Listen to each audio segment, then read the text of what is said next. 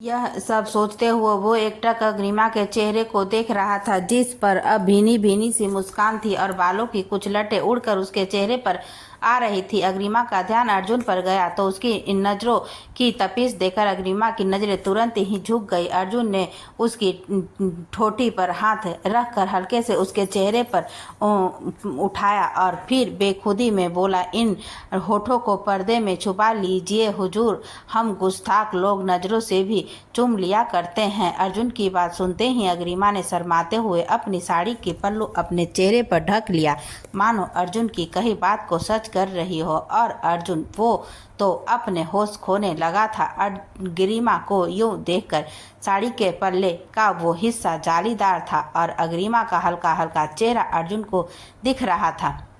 अर्जुन की आंखों में शिद्दत की मोहब्बत उतर आई थी। गोद में बैठी अपनी बीवी का ये प्यार और शर्मीला रूप, उसकी नाजुक सी खूबसूरत अदाएं और छीने घूंघट में छुपा उसका सम्मोहित करने वाला हुस्न। अर्जुन अपने होश खोकर मदहोश होने लगा था और उसने अब कोई वक्त न गंवाते हुए इसी तरह अग्निमा के होठों पर अपने होठ रख दिए। साड़ी का पल्ला अब भी दोनों के बीच था, लेकिन एक दूसरे की छुअन दोनों ही अच्छे से महसूस कर रहे थे। अर्जुन का बचा खुचा सब अग्निमा के होठों की हल्की सी चुभन पाकर खत्म हो गया था। उसने जल्दी से दोनों के बीच से उस पर्दे को हटाया और अग्निमा के चेहरे को अपने हाथों में भरते हुए उसे बेसब्री से चूमने लगा। शायद उसे अपने प्यार जताने का यही सही तरीका समझ आया। शब्द कम पड़ गए थे उसके अग्निमा के लिए अपनी चाहत जताने के, अपनी भावनाएं बताने के। दोनों सारी दुनिया से बेखबर एक दूसरे पर अपनी मोहब्बत लुटा रहे थे। अर्जुन जितना बेशर्म होता जा रहा था, अग्निमा उतनी ही शिद्दत से उसके बालों में हाथ फेरती, उसकी पीठ को सहलाती। अर्जुन की छुअन से अग्निमा भी खुद को होश में नहीं रख पा रही थी। उसके बदन में रह रह कर तरंगे उठ रही थी। कुछ देर बाद अर्जुन अग्निमा से अलग हुआ तो अग्निमा लंबी सांसें ले रही थी और उसकी आंखों में एक अलग ही नशा उतर आया था, जिसे देखकर अर्जुन को अपने शरीर में गर्मी का एहसास होने लगा था। और इस गर्मी को ठंडक पहुंचाने के लिए उसने अपने होठों को अब उसके चेहरे पर फिराने लगा और धीरे धीरे उसकी गर्दन पर पहुंच गया। अग्निमा को तो अपनी सांसें अब कम लगने लगी थी। यह सांस उसे एक अलग दुनिया में लेकर जा रहे थे, अर्जुन की दुनिया में। अर्जुन के हाथ भी अब हरकत करने लगे तो अग्निमा झटके से होश में आई। उसने अपने हाथ अर्जुन के बालों से हटा दिया और फिर उनसे अर्जुन के हाथों को पकड़ लिया तो अर्जुन को अपनी प्यार की राह में रुकावट महसूस हुई। उसने बेमन से खुद को अपनी सनशाइन से थोड़ा दूर किया और उसकी आंखों में देखने लगा तो अग्निमा को वहाँ बहुत कुछ नजर आया। उसने अर्जुन के माथे को अपना माथा जोड़ लिया तो अर्जुन ने भी एक गहरी सांस लेकर खुद को सामान्य करने की कोशिश की, जो उसके लिए बहुत मुश्किल था। अग्निमा ने प्यार से पहले उसका माथा चूम लिया और फिर उसके दोनों गालों को। अर्जुन के चेहरे पर अब मदहोशी की जगह मुस्कान आ गई। उसके हल्के से शरारती लहजे में कहा, तुम्हें अच्छे से पता है ना मुझे कैसे नॉर्मल करना है, चाहे वो मेरे गुस्से को ठीक करना हो या मेरे एक्स्ट्रा रोमांटिक मूव को। अग्निमा ने हल्के से हंसते हुए कहा, अब साथ में लाइफ गुजारनी है तो बैलेंस तो बनाना पड़ेगा ना। अर्जुन ने एक बार फिर उसके होठों पर एक छोटी सी किस करते हुए कहा, नहीं मेरी जान, लाइफ गुजारनी नहीं है बल्कि उसके हर पल को जीना है। और इसी तरह प्यार से कुछ दिन और बीत गए। अर्जुन और धृति की मांग भरी और सगाई की रस्म भी हो चुकी थी। अर्जुन और अग्निमा के समझाने पर अनन्या और तनिष्क कार्तिक जी से मिलने को तैयार हो गए। अनुपमा जी ने अभी उनसे मिलने को मना कर दिया था तो किसी ने उन्हें फोर्स नहीं किया। पहली मुलाकात में कार्तिक जी ने भी अनन्या और तनिष्क के सामने अपने गुनाह के लिए कोई सर्टिफिकेशन या दलील पेश नहीं की, ना ही उन्होंने ये कहा कि वो बेगुनाह है। उन्होंने उन दोनों से नॉर्मल बात की जैसे वो हमेशा अपने बच्चों से करते थे। हाँ, जिस पर उनके बात करने में थोड़ी झिझक जरूर थी, लेकिन अर्जुन और अग्निमा के समझाने के बाद अनन्या और तनिष्क ने कार्तिक जी से साफ कह दिया था कि वो दोनों सिर्फ कार्तिक जी के साथ अपने रिश्ते के चलते उनसे मिलने आए हैं और वो दोनों चाहते हैं कि वो लोग सिर्फ इस रिश्ते के नाते ही बात करें। कार्तिक जी खुश थे कि किसी बहाने से ही सही वो कम से कम अपने बच्चों से बात तो कर पा रहे हैं। एक बहुत बड़ा गिल्ट उनके अंदर था। बिना सच्चाई जाने उन्होंने अनुपमा जी की जिंदगी बर्बाद कर दी, पर उन्होंने बाकी सबके साथ साथ खुद को भी वक्त दिया कि शायद जिंदगी के किसी पड़ाव पर सब नहीं तो कुछ तो ठीक हो ही जाएगा। चारों दूल्हा दुल्हन को बांध बैठने की रस्म आज से शुरू हो गई थी, जिसे मॉडर्न भाषा में हल्दी की रस्म भी कहा जाता है। सबकी ये रस्म अपने अपने घरों में हो रही थी। सब बहुत खुश है और अर्जुन इस वीडियो कॉल पर अपनी सनशाइन को देख रहा था, लेकिन उसकी सनशाइन को अर्जुन के चेहरे का नूर आज कुछ कम लग रहा था। अग्रिमा ने उसे देखते हुए उससे पूछा, क्या हुआ अर्जुन, आप ठीक नहीं है क्या? अर्जुन ने गहरी सांस लेते हुए अपनी दुविधा अग्रिमा के सामने जाहिर कर दी। क्या मैं तुमसे मिलने मलिकपुर आ सकता हूँ? अग्रिमा अर्जुन के सवाल पर थोड़ा सा हैरान हो गई, क्योंकि वो और अर्जुन दोनों ही जानते थे कि शादी की रस्में शुरू होने के बाद उनका मिलना पॉसिबल नहीं है। लेकिन अर्जुन की बेचैनी अग्रिमा को भी बेचैन कर रही थी। उसने किसी तरह अर्जुन को समझाने की कोशिश की, लेकिन अर्जुन ने समझने की बजाय बात बदल दी तो अग्रिमा की बेचैनी बढ़ गई। अपनी शादी की खास रस्मों में अग्रिमा अर्जुन का ऐसा उतरा हुआ चेहरा नहीं देखना चाहती थी, इसलिए उसने अर्जुन से कारण पूछना चाहा, लेकिन अर्जुन ने अब बात बदल दी थी और कुछ काम का बहाना बनाकर फोन भी काट दिया था, क्योंकि उसके दिमाग में कुछ आ गया था और चेहरे पर एक शैतानी मुस्कान भी। अग्रिमा लगभग पूरा दिन परेशान रही कि आखिर अर्जुन को क्या हो गया, वो क्यों मिलने के लिए कह रहा था, और सबसे बड़ी बात वो कारण बताने को भी राजी नहीं था। वो अपने कमरे में परेशान सी बैठी थी कि उसके कमरे के पीछे वाली खिड़की पर नॉक हुआ।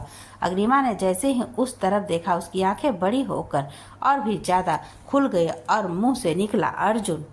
अग्रिमा ने तुरंत जाकर खिड़की खोली और अर्जुन को और ज्यादा हैरानी से देखने लगी, जो उसे मुस्कुराते हुए देख रहा था। लेकिन वो खिड़की से अंदर नहीं आ पा रहा था, क्योंकि खिड़की में ग्रिल लगी थी। पर अग्रिमा सिर्फ उसे देखती जा रही थी। उसने अग्रिमा को इस तरह हैरान होते देखा तो हल्का सा मुस्कुराते हुए बोला, क्या हम दोनों को इसी तरह बात करनी पड़ेगी, या फिर मुझे कोई रास्ता भी बताओगी जिससे मैं अंदर आ सकूं? अग्रिमा उसकी बात सुनकर होश में आए। 2 सेकंड सोचने के बाद उसने अर्जुन को बताया कि वो किस तरह से उसके कमरे में आ सकता है, और तकरीबन 2 मिनट बाद ही अर्जुन उसके कमरे में था। अग्रिमा अर्जुन को लेकर सुबह से इतनी परेशान थी कि उसे देखकर वो खुद को रोक नहीं पाई और दौड़कर अर्जुन के गले लग गई। वो इतनी तेजी से अर्जुन के गले से लगी थी कि अर्जुन एकदम पीछे हट गया था, लेकिन किसी तरह खुद को संभाल कर अग्रिमा को अपने आगोश में ले लिया। कुछ देर बाद अग्रिमा ने उससे अलग होते हुए कहा, अर्जुन ये सब क्या है? आप यहाँ क्या कर रहे हैं? आपको मॉम ने बताया होगा ना कि हल्दी के बाद आप घर से बाहर नहीं निकल सकते। अर्जुन ने मुस्कुराते हुए उससे कहा, हाँ बताया था मॉम ने कि मैं हल्दी के बाद घर से बाहर नहीं निकल सकता, लेकिन काम इतना ज़्यादा जरूरी था कि मुझे आना ही था। अग्रिमा ने उसका हाथ पकड़कर उसे ले जाकर बेड पर बैठा दिया और खुद उसके सामने बैठकर संजीदगी से पूछा, आप मुझे बताएंगे क्या बात है कि क्यों इतने परेशान हो आप, और आपको अचानक यहाँ क्यों आना पड़ा? अर्जुन आराम से बेड पर लेटते हुए कहा, मुझे अपनी जान की एक ख्वाहिश पूरी करनी थी, इसलिए आया हूँ।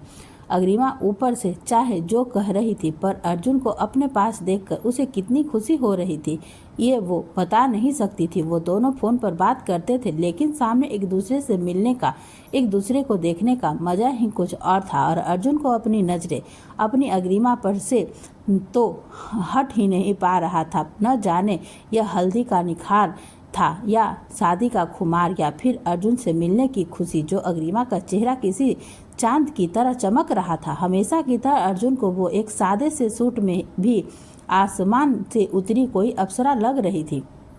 उसने अग्रिमा का हाथ पकड़कर अपने पास खींचा तो अग्रिमा उसके झटके से अर्जुन के ऊपर झुक गई और खुद को पूरी तरह से अर्जुन के ऊपर गिरने से बचने के लिए उसने अपने हाथ अर्जुन के सीने पर रख लिया। अब आलम यह था कि अर्जुन अपने पैर नीचे लटकाकर बेड पर सीधा लेटा हुआ था और अग्रिमा उसके साइड में बैठकर उस पर झुकी हुई थी और अर्जुन ने उसे कमर से पकड़ रखा था।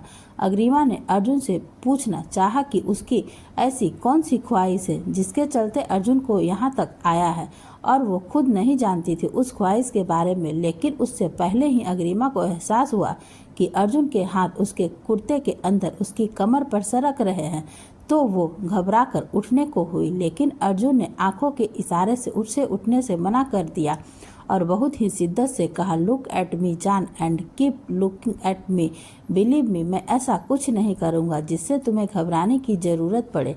अर्जुन की बोली में न जाने कैसा विश्वास था कि अग्रिमा उसके बाद बिल्कुल शांत हो गई और अर्जुन की आंखों में उसके चेहरे की तरफ देखती रही और उसे अपनी नज़रों के साथ अपने दिल में उतारने लगी। अर्जुन के हाथ कुछ हरकत कर रहे थे लेकिन अब अग्रिमा की कमर पर नहीं चल रहे थे।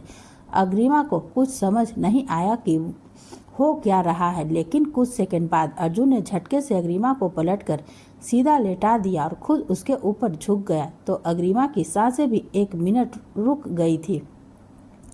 अग्रिमा की आंखें अपने आप बंद हो गई थी और अगले ही पल उसे अपने चेहरे पर अर्जुन की सरकती हुई उंगलियां महसूस हुई जो उसके चेहरे से उसके गर्दन की तरफ जा रही थी। अग्रिमा की आंखें खोलकर देखा तो अर्जुन मुस्कुराते हुए उसके चेहरे पर हरकत कर रहा था। तभी अग्रिमा को अपने गाल पर ठंडा ठंडा सा महसूस हुआ तो उसने एक हाथ से अपने गाल को छुआ और फिर जो उसके गाल पर लगा था उसे उंगली पर लगाकर अपनी आंखों के सामने किया तो अग्रिमा की आंखें भर आई। उसकी उंगली पर हल्दी लगी थी जो अभी अभी अर्जुन ने उसे लगाई थी। अब उसे सब समझ आ गया था कि अर्जुन यहाँ क्यों आया था और किस ख्वाहिश की बात कर रहा था। उसकी मेहंदी लगाने की ख्वाहिश तो अर्जुन ने कबीर की शादी में ही पूरी कर दी थी और हल्दी वो आज उसे खुद लगा रहा था अपने नाम की। ये ख्याल आते ही अग्रिमा की आंखों में नमी उभरने लगी और अब वो उठने लगी। अर्जुन ने एक बार फिर उसे उठने से मना किया और अपनी उंगलियों को एक बार फिर से हल्दी में डुबोकर उसने अग्रिमा की कमर पर फिर से सरका दिया। दरअसल अर्जुन अपनी पैंट में डालकर एक छोटी सी बॉक्स में चंदन और गुलाब जल में बनी हुई हल्दी लेकर आया था। अर्जुन ने अपनी सनशाइन की उससे हल्दी लगवाने की ख्वाहिश को पूरा करने के लिए आज एक ऐसा काम भी कर दिया जो उसने कभी सपने में भी नहीं सोचा था। छुप छुप कर वो अग्रिमा से मिलने आया था। ये सब उसके स्वभाव में नहीं था, लेकिन सनशाइन के प्यार ने उससे ये रोमांचित काम भी करवा लिया था। अर्जुन और अग्रिमा को एक दूसरे की सांसें अपने चेहरे पर फील हो रही थी। अग्रिमा ने अपनी आंखों की नमी को सोखने के लिए अर्जुन के माथे से अपना माथा जोड़ा और एक लंबी सांस ली तो अर्जुन ने उसकी दोनों आंखों को चूम लिया और कहा, मेरे यहाँ आने का मेन कारण तुम्हारी वो ख्वाहिश पूरा करना था कि तुम्हें मुझसे हल्दी लगवानी है, लेकिन इसका मतलब ये तो बिल्कुल नहीं है ना जान कि मुझे ऐसी ख्वाहिश नहीं हो सकती। अग्रिमा ने अर्जुन को देखते हुए अपने गालों को हल्के से अर्जुन के दोनों गालों पर रगड़ दिया तो अर्जुन की आंखें अपने आप ही बंद हो गई। अग्रिमा ने उसे ऐसे देखा तो उसके गाल पर हल्का सा काट लिया और जल्दी से उठकर अर्जुन भी उसकी शरारत पर एक पल तो उसे देखता रहा और फिर झट से खड़ा होकर उसे पकड़ने को आगे आया तो अग्रिमा कमरे में भागने लगी। अर्जुन ने अपने कदमों में तेजी लाकर उसे पीछे से अपने आगोश में भर लिया और उसकी कमर पर हल्के से गुदगुदी करने लगा। अग्रिमा खिलखिलाकर हंसते हुए खुद को छुड़ा रही थी और अर्जुन उसे कभी उंगलियों से और कभी अपनी हल्दी दाढ़ी से परेशान कर रहा था, लेकिन कमरे में उनकी हंसी गूंज रही थी और दोनों ही हंसते खेलते मोहब्बत की पीताम्बरी रस्म को निभाकर अपने प्यार की समृद्धि की कामना कर रहे थे। उधर अथर्व और अदिति वीडियो कॉल पर एक दूसरे को हल्दी लगा रहे थे क्योंकि अर्जुन को घर पर ना पाकर आनंदी जी ने जब अथर्व से अर्जुन के बारे में पूछने गई तो अथर्व बाहर जाने के लिए तैयार हो रहा था और इसी बात पर उन्होंने अथर्व की क्लास लगा दी थी। अथर्व बेचारा पहले गुस्से में भुनभुनाया, फिर अर्जुन को 2-4 गालियां निकाली और फिर अदिति को फोन लगा कर सब बताया तो वो हंसती तो अथर्व ने गुस्से से मुंह फुला लिया। काफ़ी देर वो अदिति से गुस्सा होने का नाटक करते हुए उसकी अटेंशन लेता रहा और फिर जब अदिति उसके ना मानने पर मायूस होने लगी तो अथर्व अपने असली रूप में आया। उसने अदिति को पहले चिढ़ाया, फिर मनाया और फिर उससे प्यार भरी बातें करने लगा। अर्जुन के घर वापस आने के बाद अथर्व ने उसे धर लिया और उसे बेड पर लेटाकर उसके ऊपर बैठ गया। अर्जुन पहले तो समझने की कोशिश कर रहा था कि उसका भाई क्यों गुस्से में है, लेकिन जब नक्ष ने आकर उसे सब कुछ बताया तो अर्जुन भी खुद को हंसने से रोक नहीं पाया। अथर्व ने अर्जुन को सजा दी थी कि आज की रात वो अग्रिमा से बात नहीं कर पाएगा, क्योंकि अथर्व और नक्ष उसके कमरे में सोने वाले थे। अर्जुन ने भी मुस्कुराते हुए उन दोनों की बात मान ली थी, क्योंकि अग्रिमा से तो वह बहुत बातें पहले ही कर आया था, इसलिए अब अपने भाइयों के साथ वक्त बिताने में उसे कोई समस्या नहीं थी। पहले तीनों ने सोचा कि एक छोटी सी बियर पार्टी की जाए, लेकिन फिर तीनों ने ही अपनी अपनी वालियों के बारे में सोचकर ना में सिर हिला दिया। पर फिर नक्ष ने कहा कि मैं तो अभी पी भी लूँगा तो मेरी वाली को पता नहीं चलेगा, बट तुम दोनों क्या अपनी बीवियों की इजाज़त के बिना पी सकते हो या पीने के लिए उनकी इजाज़त ले सकते हो? यह सुनते ही अर्जुन और अथर्व एक दूसरे के मुंह की तरफ देखने लगे कि क्या सच में उनके ड्रिंक करने से उनकी होने वाली बीवियों का दिक्कत हो सकती है। उनका चेहरा देख एक बार को नक्ष हंस पड़ा, लेकिन फिर बोला, चलो एक ट्रायल हो जाए। तुम दोनों फ़ोन करके भाभियों से पूछो कि क्या तुम्हारे ड्रिंक करने से उन दोनों को कोई प्रॉब्लम है। अर्जुन कुछ सोचता या कहता उससे पहले ही अथर्व ने उसकी तरफ उंगली कर दी, जिसका साफ मतलब था पहले तो फ़ोन करेगा।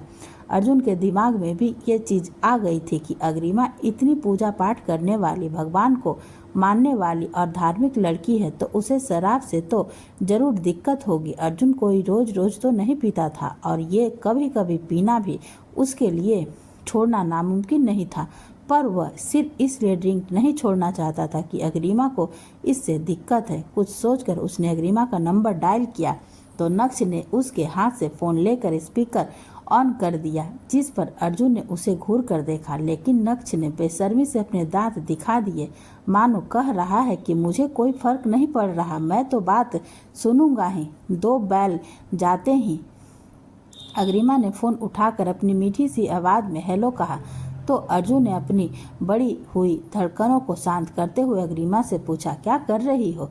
अग्रिमा ने बिल्कुल शांति और सहजता से जवाब दिया, मंदिर जाने के लिए तैयार हो रही थी।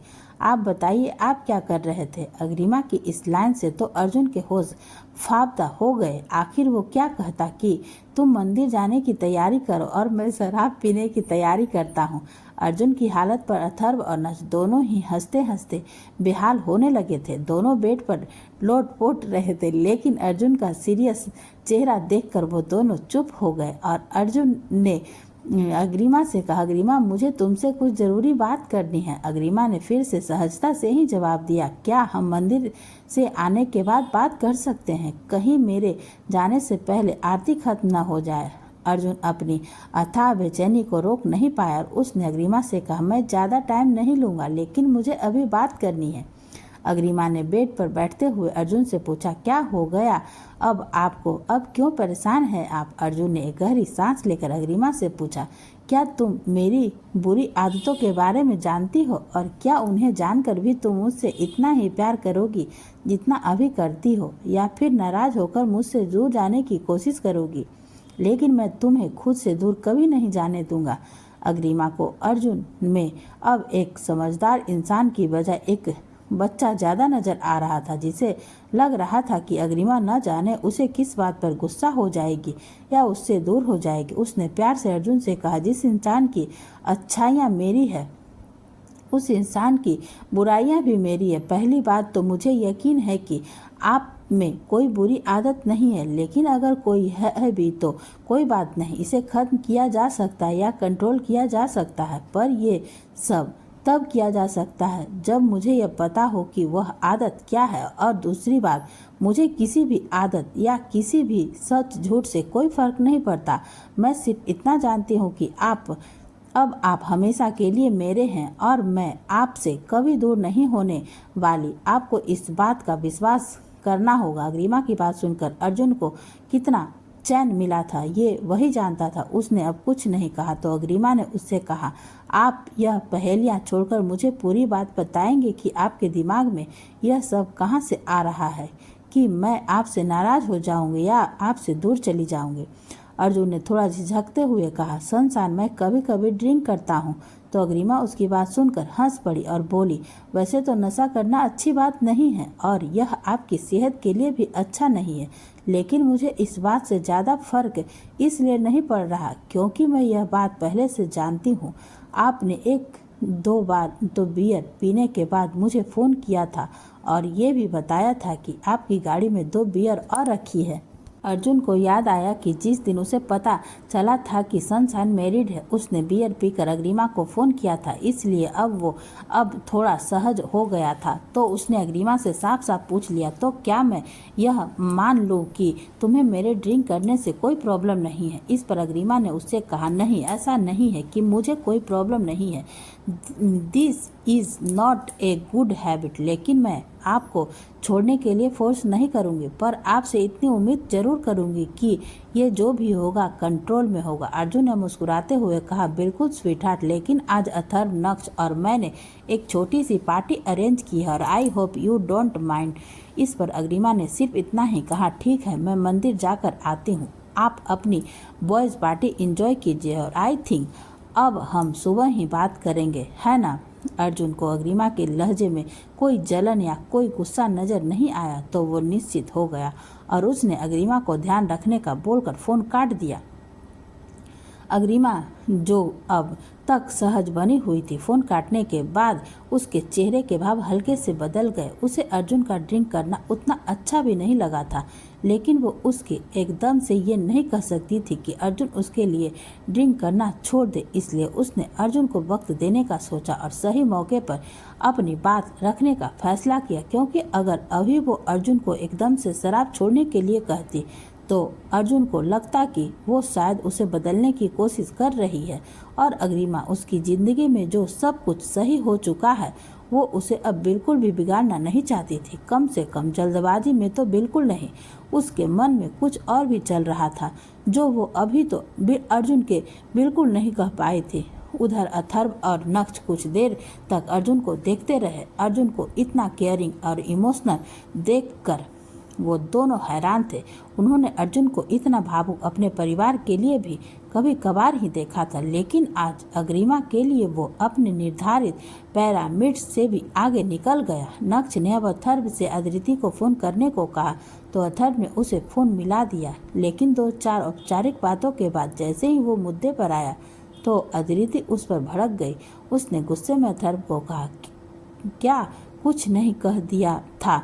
उसके डॉक्टर होने पर सवाल उठा दिए थे कि क्या उसे शराब पीने के नुकसान नहीं पता? ब्ला ब्ला ब्ला। कुछ देर तक तो अथर्व ये सब सुनता रहा, लेकिन फिर वह चिढ़ते हुए अदिति से बोला, यार चेरी, तुमसे अच्छी तो भाभी है जो इतनी धार्मिक होने के बाद भी उन्होंने अर्जुन को कुछ नहीं कहा, और एक तुम हो जो एक मॉडर्न लड़की होकर भी ऐसी बातें कर रही हो। यार मैं कोई हर रोज थोड़ी पीता हूँ।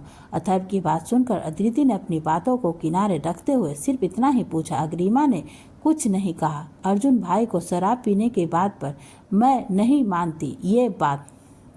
अथर्व अब झल्ला गया था और उसने झल्लाते हुए कहा, मत मानो, मुझे तुम्हें मनाना भी नहीं है, लेकिन मैं कोई झूठ नहीं बोल रहा हूँ। अर्जुन ने भी भाभी को यही बताया कि वो ड्रिंक करता है, पर भाभी ने उससे कहा है कि अगर वो ये सब कुछ लिमिट में करेगा तो उन्हें कोई प्रॉब्लम नहीं है। ये सुनकर तो अदिति को जैसे शॉक्ड सा लगा और उसने हैरानी से कहा, क्या सच में ऐसा कहा अग्रिमा ने? तो अथर्व ने शंका के साथ उससे पूछा, तुम इतना ओवर रिएक्ट क्यों कर रही हो? इस बात पर अदिति को कुछ समझ नहीं आया, लेकिन उसने उसी ना समझी में अथर्व को जवाब दिया, अग्रिमा ऐसा नहीं बोल सकती क्योंकि उसे शराब की स्मेल से एलर्जी है।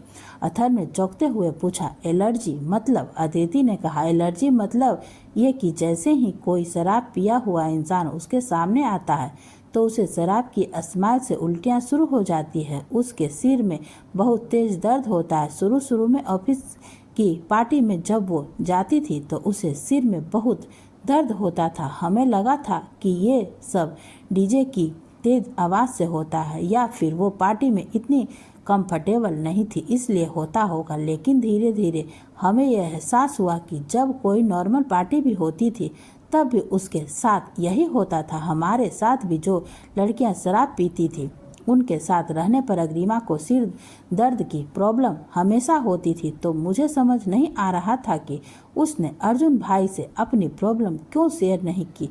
ये क्यों कहा कि अगर वो लिमिट में ऐसा करेंगे तो कोई प्रॉब्लम नहीं है। अब तो अथर्व के साथ साथ अर्जुन और नक्श भी सोच में पड़ गए थे कि अग्रिमा आखिर कैसी लड़की है। उसने अर्जुन की खुशी के लिए अपनी प्रॉब्लम तक छुपा ली, क्योंकि शायद वो नहीं चाहती थी कि अर्जुन उसके लिए कुछ ऐसा करे जो वो खुद से ना करना चाहता हो। अथर्व भी अब कुछ बोल नहीं पाया और तीनों का ही पार्टी का मूड खत्म हो गया था। इसलिए उसने अदिति से कुछ इधर उधर की बातें की और उसे सोने का बोलकर फोन काट दिया। अब तीनों बापू के 3 बंदर जैसे वहां बैठे थे और पता नहीं क्या सोच रहे थे। नक्श और अथर्व उठकर वहां से जाने लगे तो अर्जुन ने उन दोनों को रोका और फिर हेनरी को फोन करके अपनी फेवरेट विस्की और कुछ बियर मंगवा ली। अथर्व और नक्श तो मानो दुनिया के 8वें अजूबे को देख रहे थे।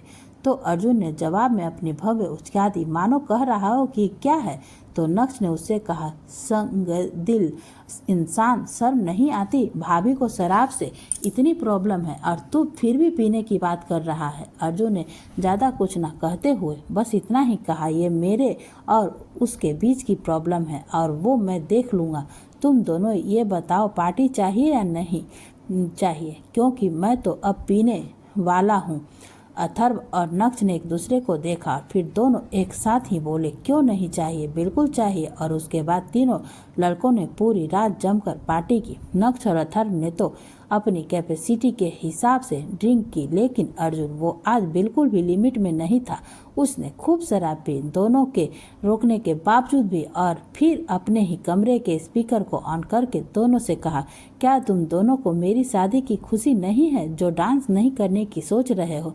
तीनों पर नशा हावी था और तीनों में नशे में खूब डांस किया और फिर वहीं सो गए। सुबह अर्जुन की आंख सबसे पहले खुली और उसने वक्त देखा तो 8 बज चुके थे। वो तीनों सोए भी तो तकरीबन 3 बजे थे।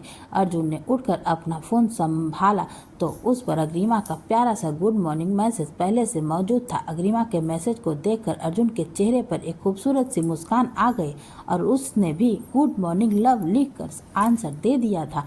अथर्व और नक्श को बेदरीबी से सोते हुए देखकर वो नीचे चला गया और एक मेल सर्वेंट को अपने रूम की साफ सफाई करने के लिए बोल दिया, क्योंकि वो नहीं चाहता था कि उसके घर की कोई महिला सदस्य जाकर उसके कमरे की पूरी हालत देख ले, जहां बियर की खाली बोतलें, कांच के खाली गिलास और न जाने क्या क्या पड़ा हुआ था। सर्वेंट आया तो अर्जुन ने उसे अथर्व और नक्श को उठाने से मना कर दिया था और उसे सिर्फ रूम को ऊपरी तौर पर साफ करने को कहा और साथ ही उसे ये चेतावनी भी दी कि घर में किसी और को अर्जुन के कमरे की हालत के बारे में पता नहीं चलना चाहिए। नहा धोकर अर्जुन तैयार हुआ और फिर ऑफिस के लिए जाने लगा तो आनंदी जी ने उसे ये कहकर रोक लिया कि बस बहुत हुआ, हल्दी के बाद तुझे कहीं भी जाने को मना किया था ना, फिर तू क्यों किसी की बात नहीं मानता?